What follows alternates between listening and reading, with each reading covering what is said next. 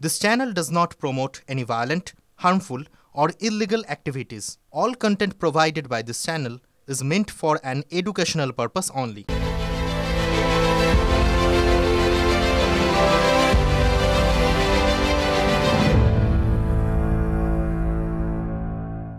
টাকা পয়সা সব জানের ভয়ে দিয়ে দিয়েছি, কি করবো স্যার, আমাদের কোনো উপায় করে চিন্তা করবেন না, আমরা পাশে আছি, লড়াই তো করতে হবে না, আমরা দেখছি কথা বলে কি করা যায়। হ্যাঁ, আমরা বিএসএফ ক্যাম্প চাই, স্থায়ী ভাবে ক্যাম্প চাই, আমরা চাই বিএসএফ ক্যাম্প চাই।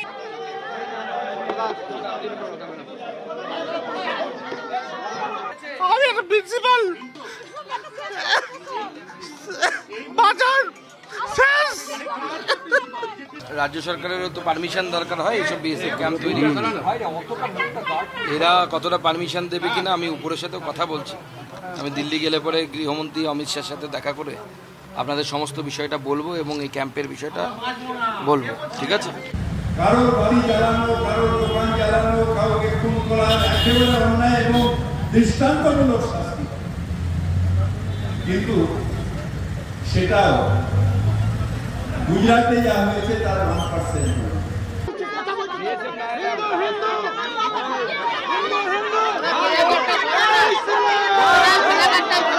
জয় শ্রীরাম বললে সমাজ সারা থাকে না, মানুষের পাশে দাঁড়িয়ে মানুষের কাজ করতে হবে। কেউ ভাববেন না একা আছে, আপনারা শুনলে অবাক হয়ে যাবেন। প্রতিদিন সন্ধ্যাবেলায় দিল্লি থেকে অমিত শাহ ফোন করতে খোঁজ নিত আপনাদের কি অবস্থা। শুধু হিন্দু হিন্দু করে যখন সেই হিন্দুটার শরীর খারাপ হবে আর দেখবে তৃণমূল কংগ্রেস নিয়ে যাচ্ছে, তখন তো হিন্দু পার্টিকে আর হিন্দু হয়ে যাবে। 26-এ বিজেপির সরকার আসবে, তারপর একটাও দাঙ্গা হতে দেবো না, চিন্তা নেই। অশান্তির আগুন থিতু হয়েছে বটে, কিন্তু যন্ত্রণার আগুন এখনো জ্বলছে ধিকি ধিকি। স্বজন হারিয়ে বিচার চাইছে জাফরাবাদ। কেন মরতে হলো জাফরাবাদের বাবা ছেলেকে? গলা তুললেন স্থানীয়রা। কেন্দ্রীয় মন্ত্রীকে সামনে পেয়েই যন্ত্রণা উগড়ে দিল জাফরাবাদ। জাতীয় মহিলা কমিশন, জাতীয় মানবাধিকার কমিশন, রাজ্যপালের পর এবার অশান্ত এলাকায় রাজ্য বিজেপি সভাপতি সুকান্ত মজুমদার পাশে থাকার বার্তা দিলেন দুর্গতদের। আর তারপর সেই প্রশ্নটাই তুললেন, যে প্রশ্ন বারবার উঠছে, মুখ্যমন্ত্রী কবে আসবেন? मिनिस्टर के लिए बहुत ज़रूरी था, उनको आना चाहिए।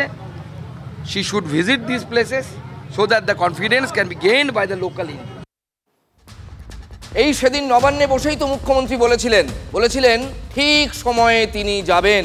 এখনো যাওয়ার মতো পরিস্থিতি সেখানে নয়, তিনি গেলে অন্যেরাও যাবেন, এটাই ছিল মুখ্যমন্ত্রীর যুক্তি। আরও বলেছিলেন এখন প্রশাসন আস্থা ফেরানোর কাজ করছে মুর্শিদাবাদের ওই অঞ্চলে। আজ জাফরাবাদে দাঁড়িয়ে সুকান্তবাবুর প্রশ্ন, আস্থা ফেরাতেই তো মুখ্যমন্ত্রীর আসা উচিত। মুখ্যমন্ত্রীকে নিশ্চয়ই সুকান্ত মজুমদারের মতো কোনো ট্রেনি রাজনীতিবিদের কাছ থেকে রাজনীতিটা শিখতে হবে না। মুখ্যমন্ত্রী এখানটাই পরিদর্শন করতে এলেন না, কারণ তার দলের লোকেরা এই খুনে জড়িত, এই লুটপাটে জড়িত। যখন একটা গভীর ষড়যন্ত্রে মুর্শিদাবাদে একটা প্লট করা হয়েছে, যেখানে তদন্ত চলছে এবং ক্ষতিগ্রস্ত মানুষের পাশে পুলিশ প্রশাসন সবাই দাঁড়িয়েছেন, মুখ্যমন্ত্রীর স্পষ্ট আবেদন ছিল, তিনি স্পষ্টভাবে বলেছেন যে আমিও যেতে পারতাম কিন্তু আমি যাইনি, আমি যথাসময়ে যাব। এখন মানুষের কাছে যেটা প্রয়োজন সেটা হচ্ছে কনফিডেন্সটা বিল্ড আপ করা, সেই কাজটা প্রশাসন করছে। তা নাহলে আমি নিজেও যেতে পারতাম, তাহলে আমি যাচ্ছি না কেন? আমি তো যাবো ঠিক টাইমে।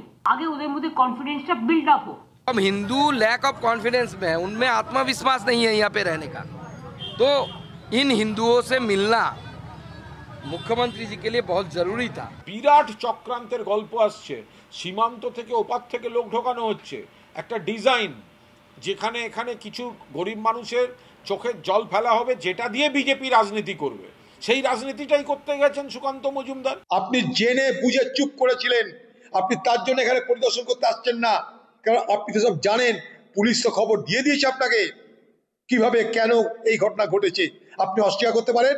আমরা বলছি তো, যখন বিজেপি শাসিত রাজ্যে কোথাও কোনো ঘটনা ঘটে, তখন সেখানে তৃণমূলের সাংসদরা যেতে গেলে এয়ারপোর্ট থেকে আটকে দেওয়া হয়।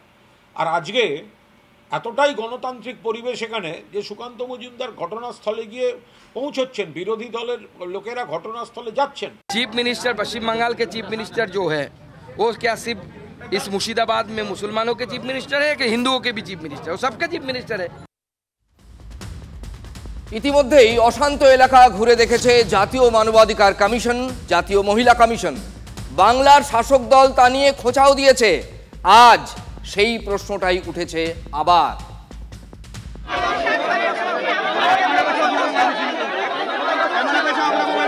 उनका सब कुछ खत्म हो गया है और इन चीज को लेके हुए वो इतना ही पूछ रही है कि हमारा क्या कसूर है। बीजेपी एमएलए के लिए बड़ा टीम पड़ा है मालदा सीले का ताकि लिए बहुत लेकर बोला। अब महिला कमीशन मेंबर के ना अनेक वोटे कांग्रेस के हेरे गए এরা 21 সাল থেকে রিপোর্ট দেয়, কিছু হয় না। আমি ইন্টারেস্টেড নই সব রিপোর্ট, ফালতু রিপোর্ট। এরা সত্যি কথাই লিখবেন কিন্তু কিছু রেজাল্ট হয় না। জাতীয় মহিলা কমিশন বাংলা ছাড়া কোথাও যেতে দেখেছেন? মণিপুরে যেতে দেখেছেন? উন্নাও হাতরাসে খুঁজে পেয়েছেন? এদের পলিটিক্যাল অ্যাসাইনমেন্ট হচ্ছে বাংলায় যাও, বাংলায় গিয়ে উত্তেজনা তৈরি করো, বাংলাকে বদনাম করো। আমি অনুরোধ করব যে আপনাদের লিমিটেশন আছে আমি বুঝি, কিন্তু আপনারা সাংবিধানিক বডি, আপনারাও সরাসরি সুপ্রিম কোর্টে গিয়ে আপনাদের রিপোর্ট রাজ্যে কার্যকর হচ্ছে না 21 সাল থেকে অদ্যাবধি। মহিলাকে দিয়ে সাদা কাগজে সই করিয়ে পরে সেখানে এমন কিছু লেখো যাতে বাংলার বদনাম করা যায়। বিজেপি তাদের মহিলা মোর্চা যেমন একটা শাখা সংগঠন, এই জাতীয় মহিলা কমিশনটিকেও একটা দলদাস শাখা সংগঠনে পরিণত করেছে। মহিলা কমিশন, মানবাধিকার commission, SC commission, ST commission, minority commission, নারী এবং শিশু রক্ষা কমিশন, আপনারা তো এটা যেতেই পারেন কিন্তু আপনারা যান না। বেঙ্গল পিপুল ওয়ান্ট রেজাল্ট, মানুষ ভাষণ শুনতে চাইছে না। রাজনীতির চড়া সুর আর ওদিকে বেদবোনায় তখন শুধুই কান্নার রোল। সেদিন যখন আগুন জ্বলেছিল, বাড়িঘর ছেড়েই পালাতে হয়েছিল সেখানকার মানুষকে, সেখানকার হিন্দুদের। প্রাণ বাঁচাতে মালদার বৈষ্ণবনগরে চলে গিয়েছিলেন তারা, কিন্তু আর ঠাঁই হলো না। অভিযোগ শরণার্থী শিবির থেকেই নাকি এক প্রকার জোর করে তাদের ফিরিয়ে দেওয়া হয়েছে তাদের গ্রামে, মানে বেদবোনায়। আজ সেই গ্রামেই গিয়েছিলেন কেন্দ্রীয় প্রতিমন্ত্রী সুকান্ত বাবু।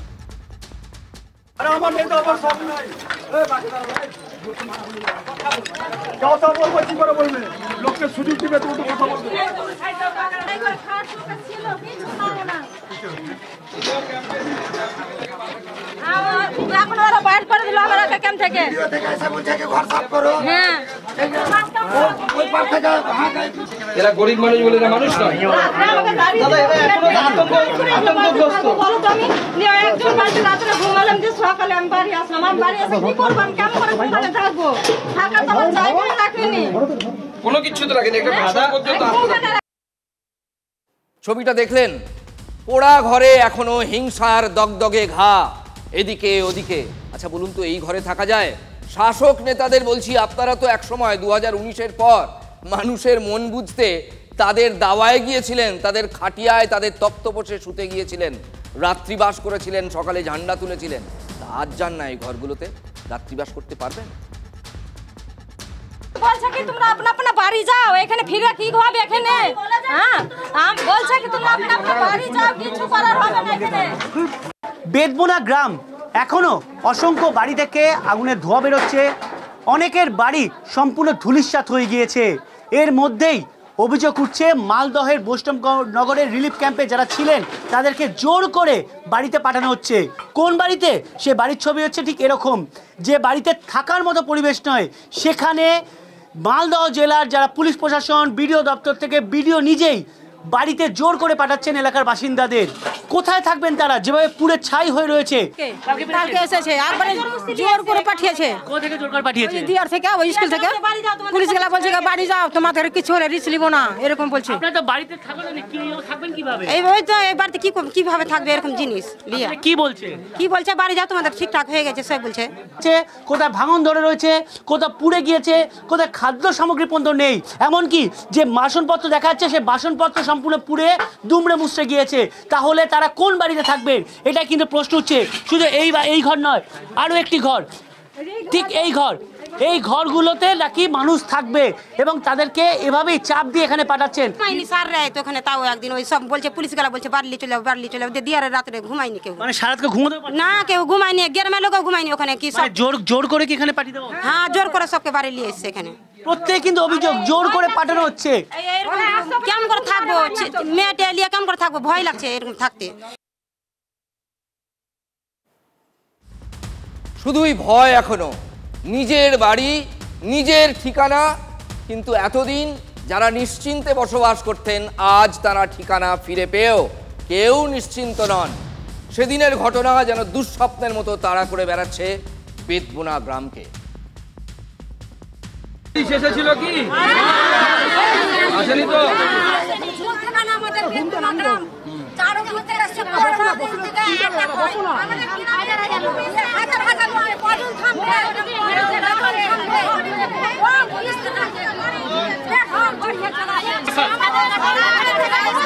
না, আপনারা খোঁজ খবর রাখেন কি রাখেন না? আপনাদের কাছে তো অস্ত্র শস্ত্র নাই, কিন্তু ওদের কাছে বন্দুক, এই ওই অস্ত্র কে দেয়?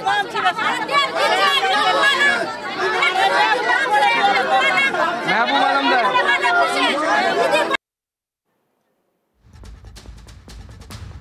এই মুহূর্তে আমরা চলে যাব এসএসসি ভবনের সামনে। আপনারা জানেন সেখানে আজ দুপুর থেকে এই তুল কালাম চলছে, সেই ছবি লাইভে সরাসরি আপনাদের আমরা দেখাতে বাধ্য হচ্ছি। কিছুই তেমন আমরা পাইনি, কারণ আমাদের যে দাবিগুলো ছিল উনি সেগুলো বলছেন এখন লিগ্যাল অ্যাডভাইস নেবে, আবার লিগ্যাল অ্যাডভাইস নেবে।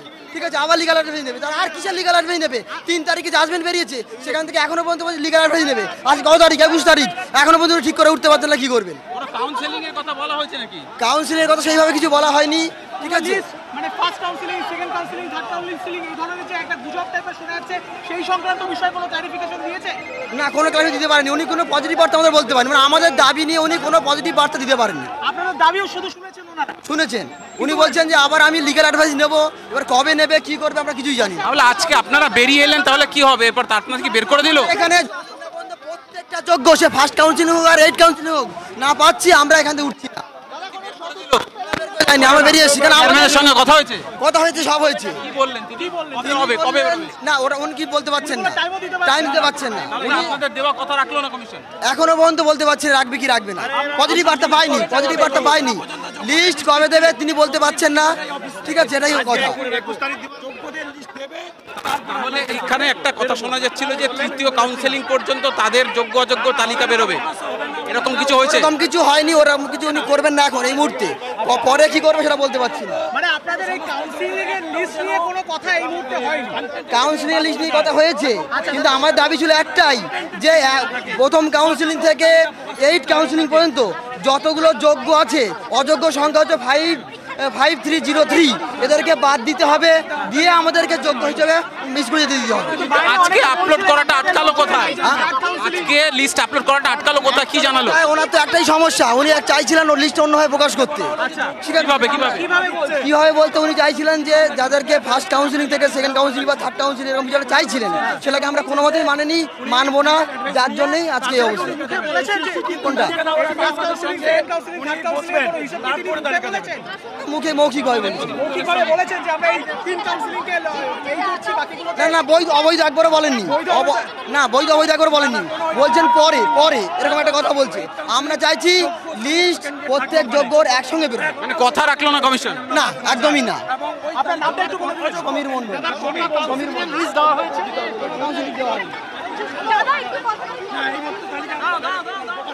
উনি আজকে পরিষ্কার জানিয়ে দিয়েছেন, তালিকা আজকে প্রকাশ হচ্ছে না, উনি লিগ্যাল অ্যাডভাইস নেবেন, আমাদের যে ডিমান্ড আছে সেই ডিমান্ডগুলোকে উনি দেখবেন, দেখে পুরো স্বচ্ছ তালিকা একটা উনি তারপর প্রকাশ করবেন আমাদের আগে, আমাদের সঙ্গে বসবেন প্রতিনিধি দলের সঙ্গে, তারপরে তার আগে প্রকাশ করা যাবে না।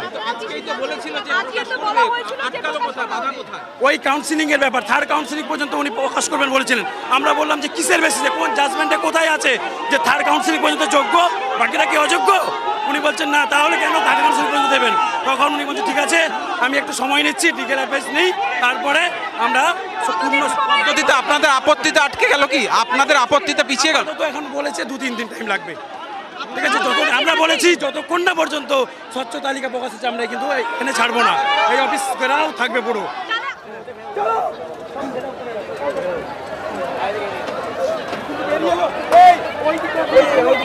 মামার বাড়ি রাস্তার পেয়েছে, আজকে যোগ্যতা নিরিখে চাকরি পেয়ে আমাদের বলা হচ্ছে যে থার্ড কাউন্সিলিং অবধি থাকবে, বাকিদেরকে আমি আনটেন্টেড রাখতে পারবো না। আজকে আমি জিজ্ঞেস করলাম আনটেন্টেড রাখবেন না মানেটা কি? স্যালারি থাকবে না? বলছে না। স্কুলে যেতে পারবো না, স্যালারি থাকবে না, মামার বাড়ির আবদার।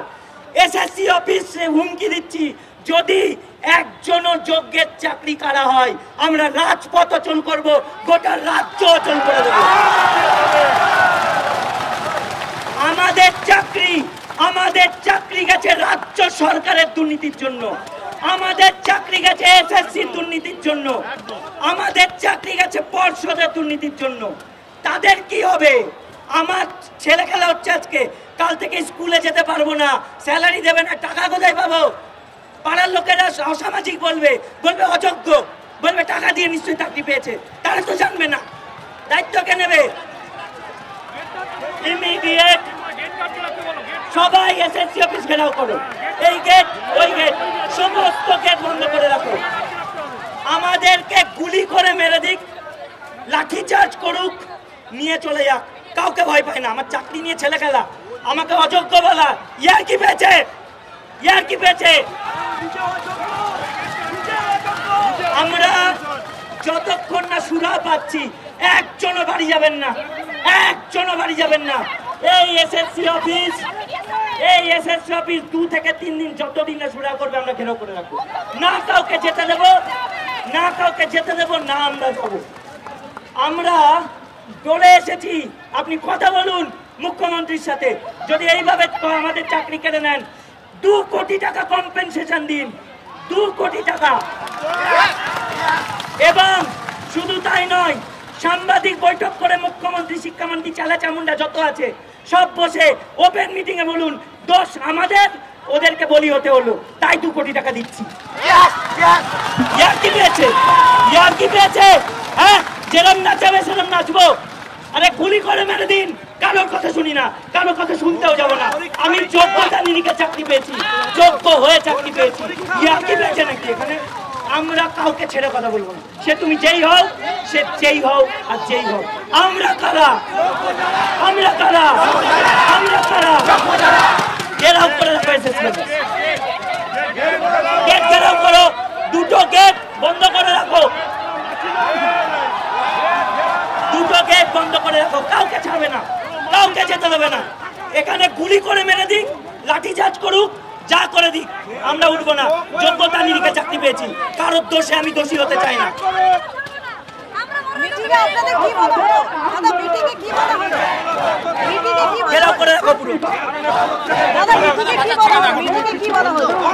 কিচ্ছু বলেনি, কোনো সুরা নেই, কিচ্ছু হলো না।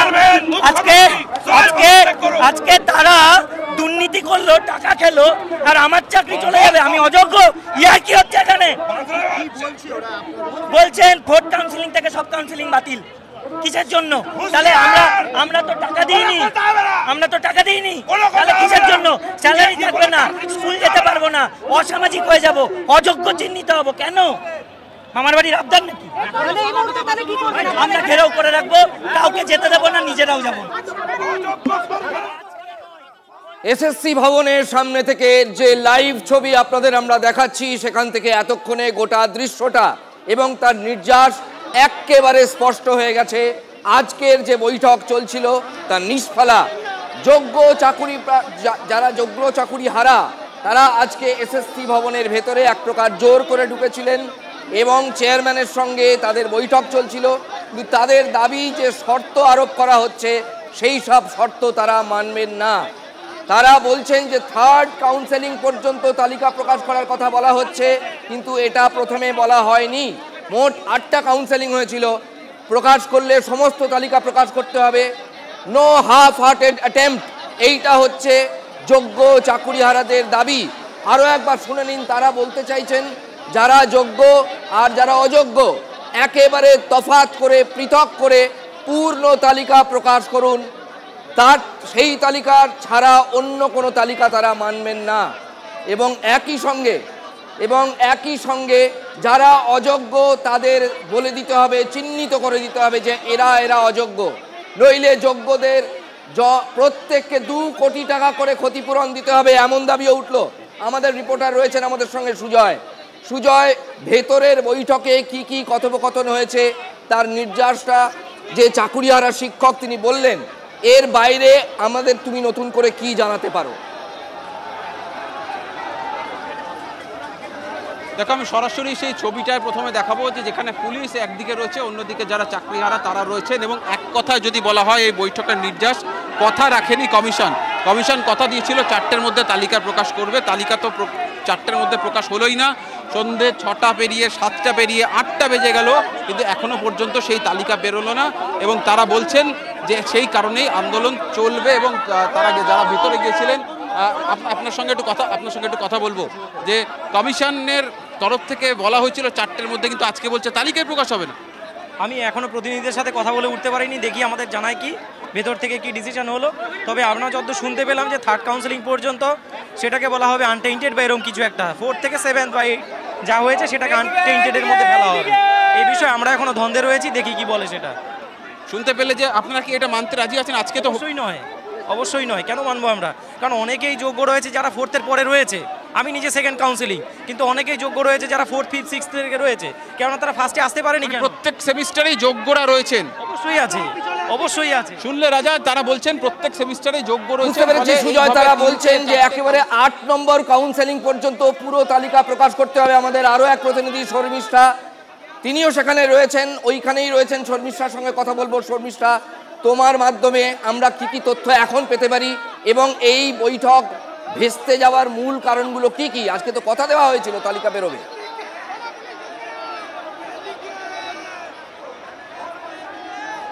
একদম আজকে কথা দেওয়া হয়েছিল, কিন্তু কথা রাখা হলো না, যে কারণে এই সকাল থেকে যখন সংশয় দেখা দিয়েছিল, এই 14 জনের একটা প্রতিনিধি দল ভেতরে পৌঁছে গিয়েছিল, কিন্তু ভেতরে বৈঠকে কি হলো? আমরা এইখানে যারা চাকরিহারা রয়েছে তাদের মধ্যে নেতৃত্ব চিন্ময়ের বক্তব্য শুনিয়েছি। চিন্ময় বেরিয়ে এসে বলছে যে এসএসসি যে বৈঠক হয়েছে সেই বৈঠকে বলা হয়েছে থার্ড কাউন্সেলিং এর পরের প্রত্যেকটা কাউন্সেলিং থেকে বাতিল করে দেওয়া হবে, অর্থাৎ 4th কাউন্সেলিং থেকে 8th কাউন্সেলিং যেখানে অনেকে যোগ্য রয়েছেন তাই সেই প্যানেলটা ধরেই বাতিল করে দেওয়া হবে। থার্ড কাউন্সেলিং পর্যন্ত দেখা হবে এবং থার্ড কাউন্সেলিং এর মধ্যে যারা যোগ্য রয়েছেন তাদের তালিকা প্রকাশ করা হবে। এখানেই ধৈর্যচ্যুতি ঘটছে। যারা বৈঠকে বসেছিলেন, যারা অভিযানে এসেছিলেন, তাদের ধৈর্যচ্যুতি ঘটছে। তারা বেরিয়ে আসেন, তারা বেরিয়ে এসে বলেন যে শুধুমাত্র থার্ড কাউন্সেলিং পর্যন্ত নয়, প্রত্যেকটা কাউন্সেলিং এর তালিকা খুঁটিয়ে দেখতে হবে এবং সেখানেই যোগ্যদের তালিকা প্রকাশ করতে হবে। এই মুহূর্তে এসএসসির সঙ্গে যে বৈঠক হচ্ছিল, এক কথায় বলা যেতে পারে সেই বৈঠক ভেস্তে গেল, কারণ কোনো রকম সমাধান সূত্র বেরোলো না। 8টা বেজে গেছে, 8টার পরও কোনো রকম তালিকা প্রকাশ করা হলো না, কিন্তু চিন্ময় বেরিয়ে এসে জানালো কম্পেনসেশন দিতে হবে, ক্ষতিপূরণ দিতে হবে। যদি এসএসসি নিজের কথা না রাখে তাহলে মুখ্যমন্ত্রীকে সাংবাদিকদের সামনাসামনি হয়ে ক্ষতিপূরণের কথা ঘোষণা করতে হবে। 2 কোটি টাকা পর্যন্ত ক্ষতিপূরণের কথা বলা হচ্ছে এবং যতক্ষণ না যোগ্যদের তালিকা প্রকাশ হচ্ছে, এইদিকে যে কটা গেট রয়েছে এসএসসি ভবনের, যে কটা গেট রয়েছে 1 নম্বর, 2 নম্বর, 3 নম্বর গেট, প্রত্যেকটা গেটের সামনেই কিন্তু চাকরিহারারা বসে পড়েছেন, তারা অবস্থান করেছেন। তারা বলছেন যে এসএসসির একজন কর্মচারীকেও বের হতে দেবেন না যতক্ষণ না তাদের দাবি মিটছে। শর্মিষ্ঠা, এখনকার মতো বুঝতে পেরেছি আমাদের একটা ব্রেকের টাইম হয়েছে, তুমি আমাদের সঙ্গে থাকো। এই মুহূর্তের সবথেকে বড় খবর যে তালিকার জন্য আজকে দিনভর প্রতীক্ষায় ছিলেন চাকুরিহারা যোগ্য শিক্ষকরা, তারা আজকে একেবারে নৈরাশ্যের চরম সীমায় পৌঁছে গিয়েছেন। তারা বলছেন যে শর্ত সাপেক্ষে তালিকা প্রকাশ করার কথা বলা হচ্ছে, তাই তারা সেটা মানবেন না। এখন তারা বলছেন যদি ক্ষতিপূরণ দিতে হয় তাহলে 2 কোটি টাকা করে ক্ষতিপূরণ দিতে হবে, এটাও একটা নতুন দাবি।